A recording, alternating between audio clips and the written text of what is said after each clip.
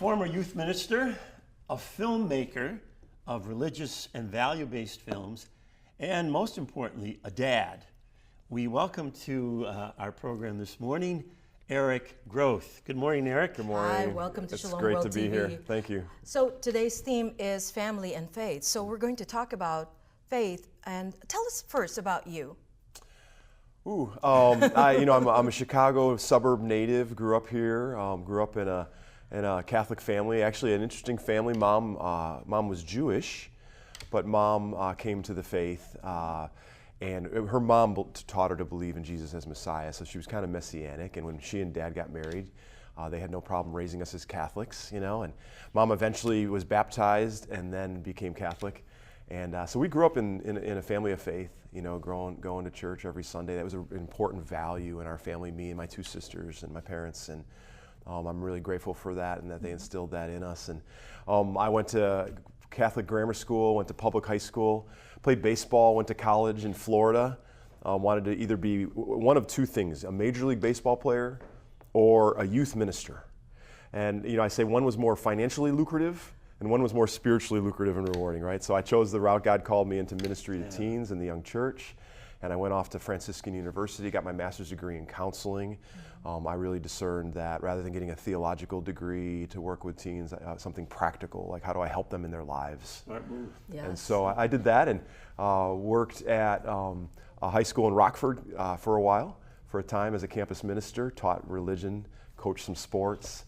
Then I left and worked with Frank Mercadante in Cultivation Ministries for about 9 years, and we helped develop Catholic parishes, their youth ministry programs. That's great. Well, that's how I first became aware of you, was through the youth ministry work. Mm-hmm. I'd see your name and picture in programs for different workshops and things that were offered in the diocese. And then I started seeing your name connected with Outside the Box. Yeah. And I'm like, is this the same guy? And what's this outside the box thing? Yeah, it's funny how God writes your life. I share with people, my wife and I, Becky, we've been married, we're going on 28 years, and we have 8 children. And she and I first met when we were 16. And I knew within a month, this was who God had brought into our life. Wow. And I like to share that at 16 years old, growing up even in a family that made faith important, you're still that kid, you're still kind of wrestling with the world and what do I want for my life. And I remember being on a confirmation retreat, and on that retreat, the Lord really spoke to me, not in a voice like you hear me saying now, but kind of in my heart in a way that was more significant than I think I'd ever experienced before. And it was very simple. And I was looking at a cross on the wall, and the message to me was, I did this for you. Which, how many times have I heard that before that moment? Several, but for some reason, God, the light bulb went on, and then the message was, I love you. And it was really profound for me. But the biggest thing in that moment was when God said to me, I want your life. And I remember being a little bit afraid. I didn't know what that meant. I like girls. I had a girlfriend. I wanted to get married. Does that mean you want me to be a priest? Yeah. And that, what does that mean? But since that day, it's just something we explore every day. What does it mean for God to want my life and for me to give my life to God? And I was willing to dive in and pursue that. And so I tell people, if you're willing to say, my life is not my life, it belongs to you, then put the belt on and get ready, because you may want to play baseball, you may want to be a youth minister, and before you know it, you could be producing feature films with Sony and other companies. So that's kind of how I look at that. Well, that is a powerful witness, because I think, being raised as good Catholic kids, the first instinct, if we think God is calling us, is to assume God is calling us to priesthood. And the vast majority of people are not called to priesthood. But we need to understand that God still calls us. Every single one of us. That as a layperson, that's why the World Meeting of Families is so important, because it's emphasizing that families are called, every member of the family.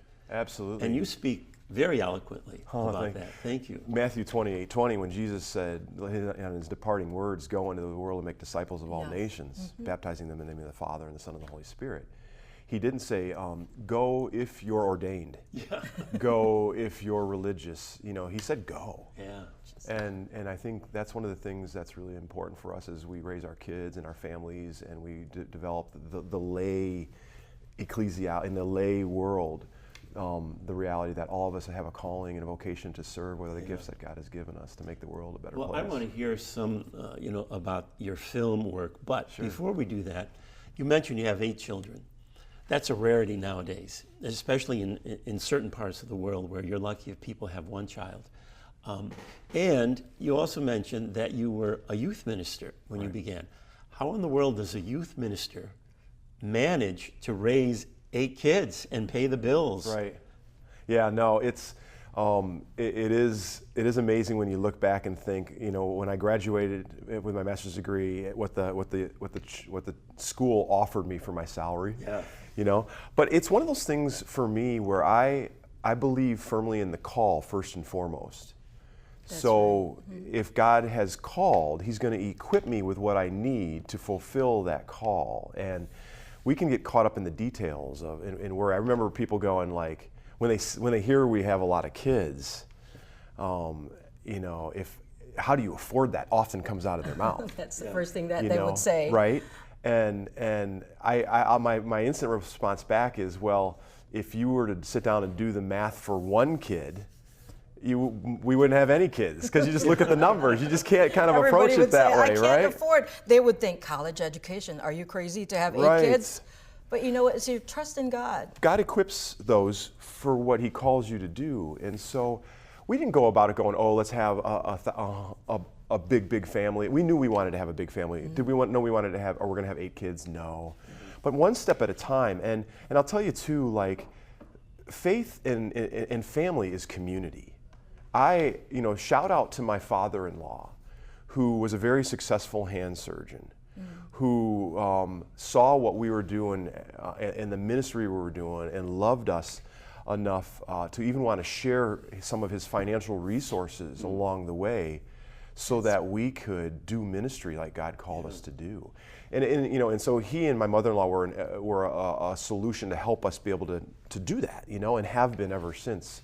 And a lot of different ways that the Lord has provided, that the money showed up when you needed it, if you're faithful to that call. And that's right. Yeah, you just have to trust. Absolutely. In one of my, I've done a lot of things in my career. One of them was director of lay ministry formation in the Archdiocese of Chicago, and one of my great passions was to empower men to do ministry.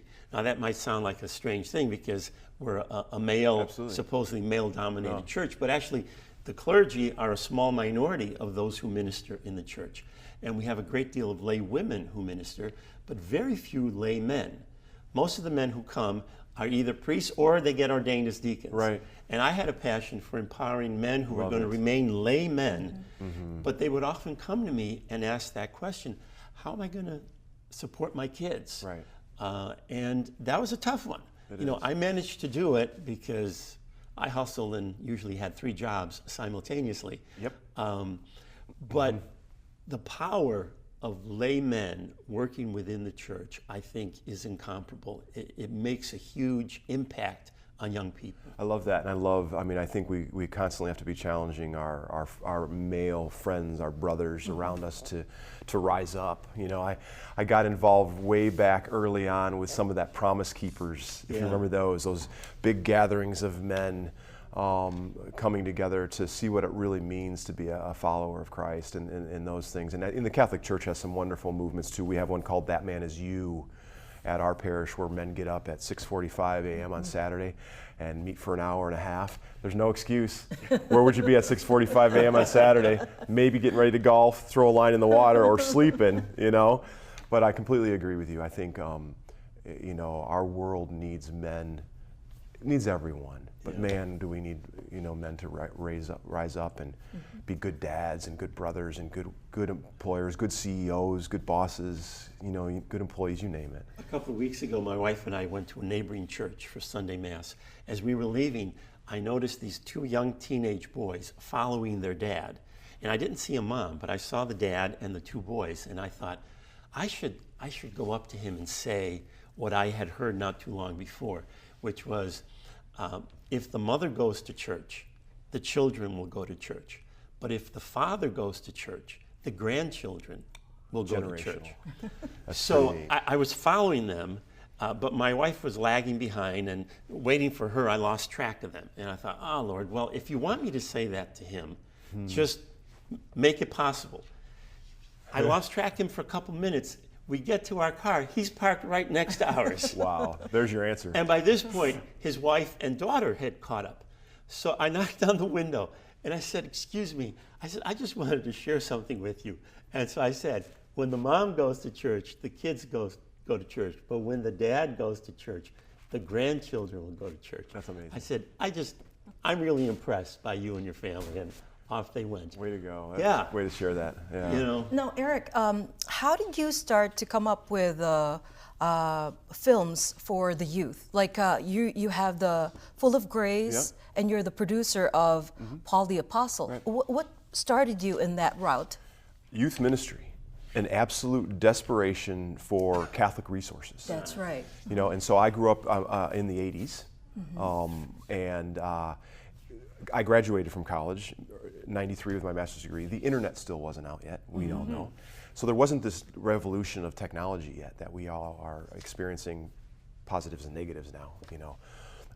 But I tell you, it goes all the way back to my high school youth ministry experience. Back in the mid-80s, my high school youth minister was on fire for Christ and really wanted the teens of the parish to know that. And we were a happening place. Twice a month, 500 teens would show up at our parish for events at our parish. And he was very innovative for the time. In what we would use screens and shadows to do dramas, shadow mimes, and we would use slide projectors on the front side. So you'd have the screens and the acting behind it, and slides on the front, and boom boxes with cassette tapes. Remember those? Yes. With music on them. Then you'd have to coordinate this by having somebody press play all at the same time, and you would go, and we would do these dramas. And I remember thinking, this is how I want to communicate the gospel. Like I remember thinking, that's creative, that's innovative, that's relevant. Yes. And so it started me on that path of when I got into working with teens in the high school and then working on a national level, putting on youth events around the country. We needed content. And the digital content was starting to emerge, but the evangelical world had stuff. We would tap into that a little bit, but we would have to tweak it so that it was more unique to our Catholic experience. And there was really nothing Catholic available. So what do you do when there's nothing out there? You make it, right? Embrace it. So and in the mid-90s now, late 90s, technologies became more accessible. We could get a camera, didn't have to spend a fortune. We could get an editing system. I've been editing with Final Cut since it came out 1.0. I mean, we just started to dive in and tinker and tell stories and use cameras and videos and to do it and use it as a part of the programs. So that launched us into using films on a national level at large events. And inevitably, we were doing 15 to 20 events a year around the country for dioceses, middle school events, high school events, national events, 500 kids, 20,000 teens at some of these events. And after each one, we would have youth ministers, desperate youth ministers like myself, come up and say, where did you get your videos? Yeah. And I would say, well, we make them for our programs. And the next question was always, can we have them too? Oh, wow. And we just started sharing our stuff. And that led into ultimately starting Outside the Box as a not-for-profit, creating short films over 12 years leading up to the feature stuff. We created over 200 short films, including a 60-film series on we call the VCAT, the Video Catechism, which looks at the Catechism of the Catholic Church in its 4 sections, creed, sacraments, morality, and prayer. And we did 15 films for each section. So we started just producing lots of content that we could share with churches and schools all over the United States, all over the world. How did you market those? We did it. We launched a website. I think we were one of the early Catholic organizations to actually have downloadable stuff from the website. But really took advantage top down of the ministry that I worked with, Cultivation Ministries. We built a lot of relationships with the bishops and the dioceses.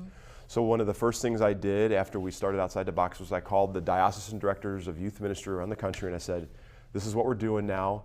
Can you bring us at the next national event, would you give me mailing labels for all the parishes in your diocese who have active youth ministry programs? And they brought, and we just started sending stuff out to them and building relationships and communicating with them. And in the first 10 years, we gave 30,000 free DVDs away to churches and schools all over the United States. thanks to great benefactors and donors who were supporting the mission and the vision.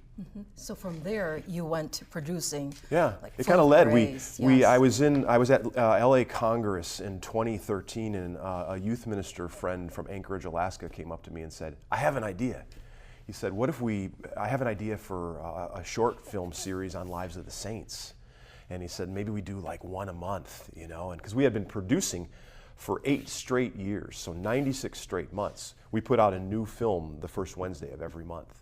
And so unfortunately or unfortunately, we got people used to this pattern, so now people are coming up and saying, let's do this. What's the next one? Let's pull this off in a month. We're like, no, you know. So, but I did like the idea because we had people over the years that asked us, do you have films on lives of the saints? Do you have films on lives of the saints? So we started to explore that. I got a team of people together. We started to explore that and what that could look like. And we decided to do, initially we were going to do like 15-minute pieces, but we decided to do 1 hour-long piece that we could break into like 20-minute segments, stay the course of how we do things, because we write discussion material for all of our films. And then we could share that with people, and they could, something a little more substantial. And so actually going into day 1 of shooting Full of Grace, that's what we thought we were producing. And we got done. That Full of Grace was going to be your first Life of the Saint movie? It is, yeah. Oh, wow. And we thought, we got done with the shoot, and we knew God was stirring something new and fresh and unique. So we just started to explore that. We owned the film because it was paid for by the generosity of some key donors.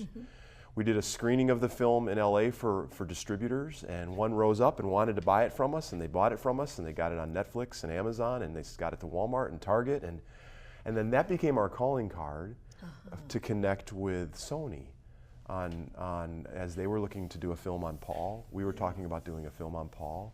We had a connection, and before you know it, that relationship started to launch too. You had a remarkable actress play the Blessed Mother in Full of Grace. How did you get her if this wasn't meant to be a big feature film? She is an absolute gift from God, was and is. We knew that we were making something more substantial, a feature kind of possibility, but we were still a low budget. And so we knew that we weren't going to have a lot of option to land a lot of big time actors. Yeah. So we put together a team of people who for a year committed to praying memoraries every day that we would find the right person to play Peter and Mary in that film, because those are the 2 key characters. And we had auditioned about 30 women to play that role. And none of them, I mean, there were some decent ones, none of them were really striking. But then Bahia walked through the door, and she decided to walk through the door in character as the Blessed Mother. And the moment she walked through the door, that's it. We knew this is the one. And then she sat and she did her lines, and we knew that this is who God had brought us. And just a little side note about her life. Born from Algeria, born into a Muslim family, grew up in Versailles, was a woman, a Muslim woman, really artistic, wanted to get involved in the arts, but really couldn't in her culture as a Muslim woman. So her mother was a chef in Versailles, and she kind of grew up in that business. But when she was 35, she basically said, I want to go live my life. And she left in France and came to LA, and she became a model. And it's funny because I've seen her in all kinds of things as a model, all kinds of commercials. But the only film she has ever done is our film. Wow. She was And sent by she God. blew us away. She was a gift from God. She drew all of us. And we were quite a family putting this film together too. I mean, you're talking like we're making a film on the Blessed Mother, but we're Jews and Muslims and Christians and people not practicing and those practicing, and all kinds of making this film on the Blessed Mother together. And she was a gift to all of us on set because she really kind of became Mary for us on set. Who wrote the script? Written and directed by Andrew Hyatt. Andrew's originally from Denver, went to school in LA. Paul, he also wrote and directed our Paul feature film, and is also writing and directing the next 2 we're working on. Just a wonderful Catholic man who grew up in a Catholic faith, kind of walked away from his faith, but was really drawn back very close to the time that we found him to produce and write Full of Grace. Yeah. Tell us about these upcoming films.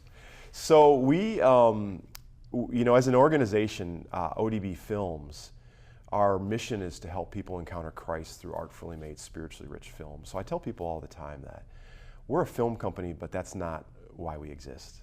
We exist to give people an encounter with Christ, and we do it through these pieces. Yeah. So there's some key areas of the ministry. We still develop and are developing short films. We do events with the films where parishes bring us in to do missions around Lent and Advent, and we use the feature films, and we tell stories, and we share the film, and we pray and reflect.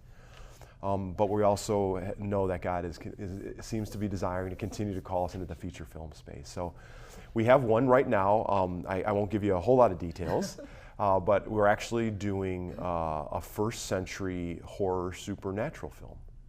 And that's a genre that is very attractive to us, but it's also a genre that is very attractive to the young adult culture. Yeah. And so we're trying to reach out to that culture.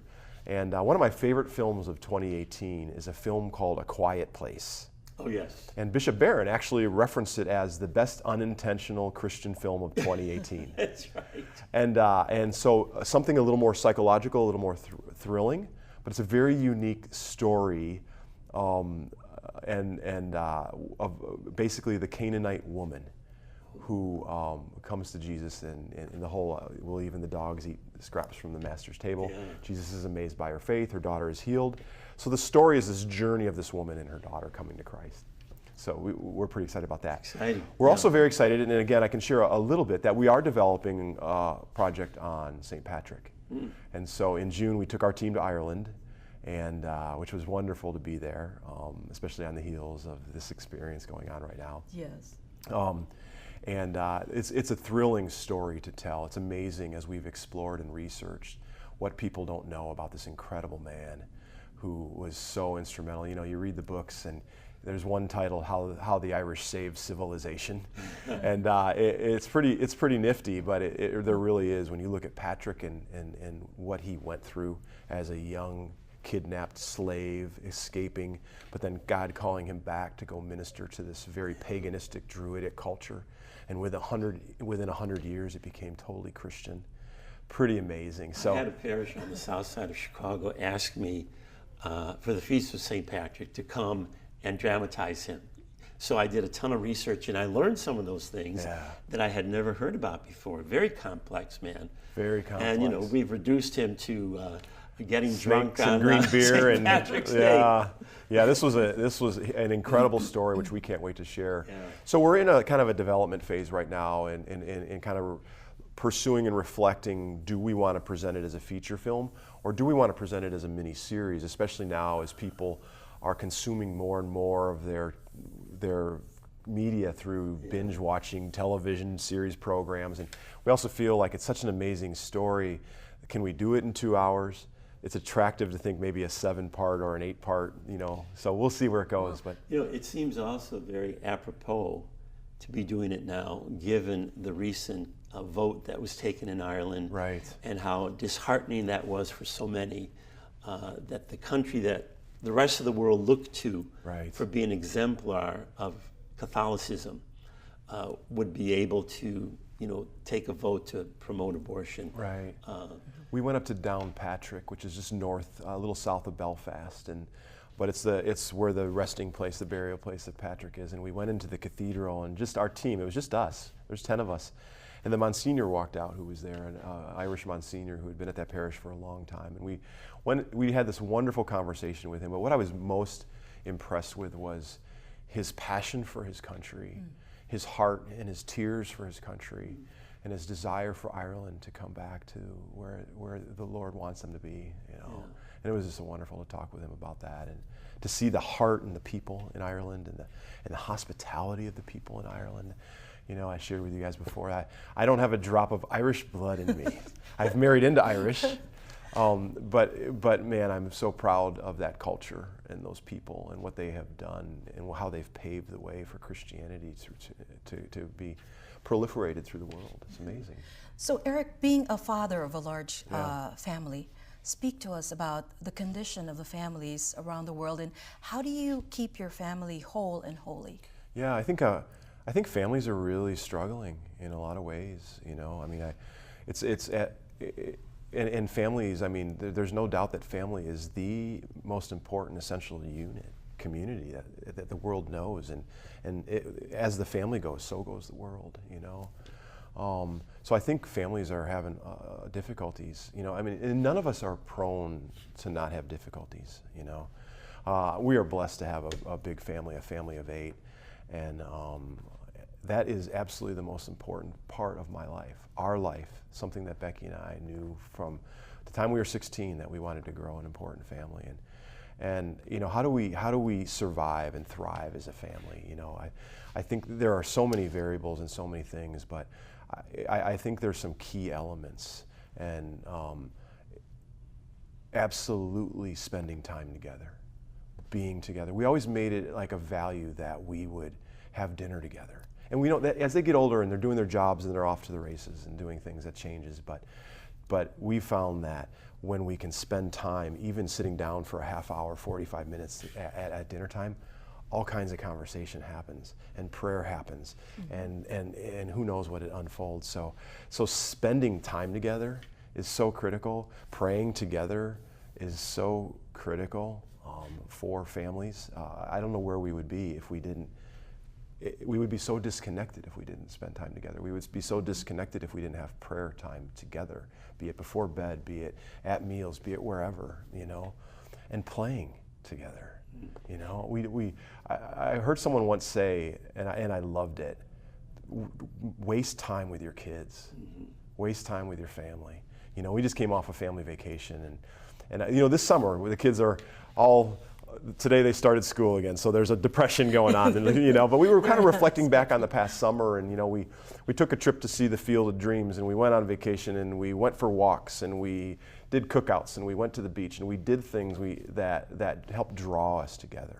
It's the bonding and making memories, so that when they grow older and have their own families, they'll do the same thing. Yeah, they're going to go through moments in their life that are rough and patches, but if we can build a foundation that is solid, there's hope, and there's a chance that they'll want to reproduce that in their families, and just that's what will continue the patterns. You know, that's a tremendous value. Yeah, they say that no one ever laid on his or her deathbed saying, "I wish I'd spent more time at the office." Right. But they probably do say, "I wish I'd spent more time with the kids." Absolutely. You know what else I think is really important too, and someone who's involved in media, is for parents to be in charge and take control of screen time. And how much time kids are spending in those screens. The last statistic that I saw was the average teen in the United States spends almost 10 hours a day in front of a screen, which is pretty amazing. I mean, we're multitaskers, so we've got all of our devices, and you know, we have the rules that it does not come to the table. It doesn't come to the family meal time, you know. But to be able to control that time, it's a blessing and a curse. It's a morally neutral tool, what we do with it. And I've seen those sad moments where you see families sitting together and they're there, but they're not, because they're there. They're in front of their cell phones. You know, and for parents to realize that, you know, the interaction should be here and between us, and it's tremendously valuable. Mm-hmm. And would you say communication also is important, because you're able to talk to family members openly, to let them know if there's something that's bothering them? You know, talk to me, come to me. That's what you did. Yeah, you have to have a space and a place, and what a better place in family, where the kids can be themselves, and where we can all share from our heart, say the things, talk about the things, express the things that are difficult. There's not very many locations that they may have some nice friendship circles that allow them to do that, but who in their life the family is a place where you can be most vulnerable, allow yourself to be most vulnerable. And I know that's not always the case in families. We've got families with a lot of problems. But it's a place where I know I want our kids to be vulnerable, say whatever they want, talk about whatever we want, and not be afraid as parents to have those hard conversations. You know, it's really critical. What have been some of the supports that you've experienced that have helped you to achieve the kind of family life that you're describing? Yeah, it's other families around us too. It is our community, our church, for sure, and offering programs and offering opportunities to help us grow as families. But for us, it's the network of people and families that we've put ourselves around who have the same value. You know, that family is priority number one. And those are people we can look up to in all ranges, you know. And I remember being a young family and looking up to the older families, and now kind of being the middle-aged family and seeing the younger families and realizing, hey, I've got a role to play in their life as a model and a witness. But having those, having friendships and families around us who have the same values is very inspiring for us. One of the couples we heard earlier speaking in Ireland said exactly the same thing, the importance of surrounding themselves with people who share the values, share the faith that was so important to them. So critical, yeah. I mean, I'm very grateful for, I can rattle off, you know, a dozen families that I know share that, and I know that if we were having a difficult time with something, we could talk to them, and you know, and there are families we talk to when our kids are going through all kinds of things, especially as they try to figure out life, and the older kids, the older four, you know, 23, 21, a couple of 19-year-olds. I mean, it's what's life, what's out there for me, so it's helpful. With the celebration of the World Meeting of Families, give us your perspective of this 3-year event. You know, every 3 years it's taking place, but this is so special being held in Dublin, Ireland. Right. They prepared for it. What is your take on it? I think it's awesome when you have benchmarks, like marker moments like this. And I think it's awesome when you think about the movement of the Holy Spirit through the world. I think the movement of the Spirit in my life, the movement of the Spirit in my family, in my town, in culture, when you think about the movement of the Holy Spirit, when we're gathered in Christ's name, the Spirit is present all over. And I know this offers moments of inspiration and opportunities for families to think a little more clearly and be more proactive about it, be more intentional about who I am as a person, who I am as a father, who we are as a family. And those are great opportunities. And to have it in Ireland, you know, is wonderful, especially, as you said, just on the heels of maybe some of the difficulties that Ireland is facing right now in the church. But also, you know, my trip there in June with our team as we were exploring was, I love the people, I love the hospitality, I loved the family focus that they had.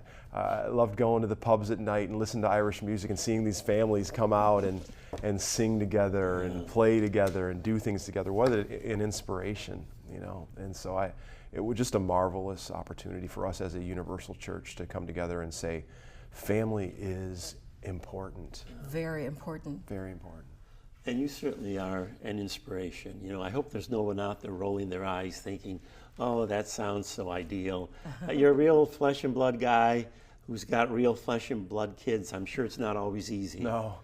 But thank you. And that's the... And by God's grace, yeah, right? by God's it's grace. Always by God's grace. Yeah, you don't want... Nay, do I want someone to look at me and go, well, that's not realistic. Yeah. We have as many problems as anybody else. Yeah. But we have hope in that we run to the source of strength. Yes. So Eric, thank you so much for being with us and sharing your family life and how you tie it in to your ministry, and more power to your ministry. Thank you. We'll be looking forward to those new feature films. Yeah, that you'll awesome. be Thank you so producing. much. Thank you for the time. We're going to go back to Ireland now. They're getting ready to celebrate the Eucharist, and so we invite you to watch and pray with them as we celebrate once again the sacrifice.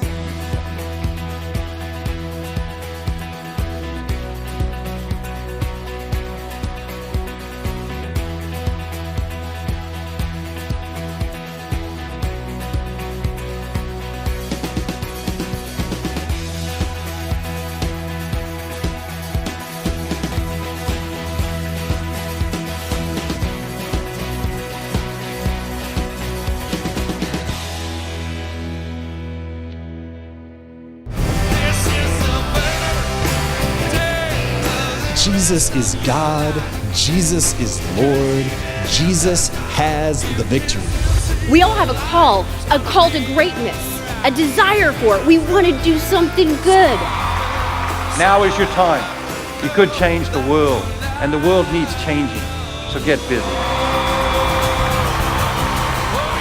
Shalom World, God's own channel.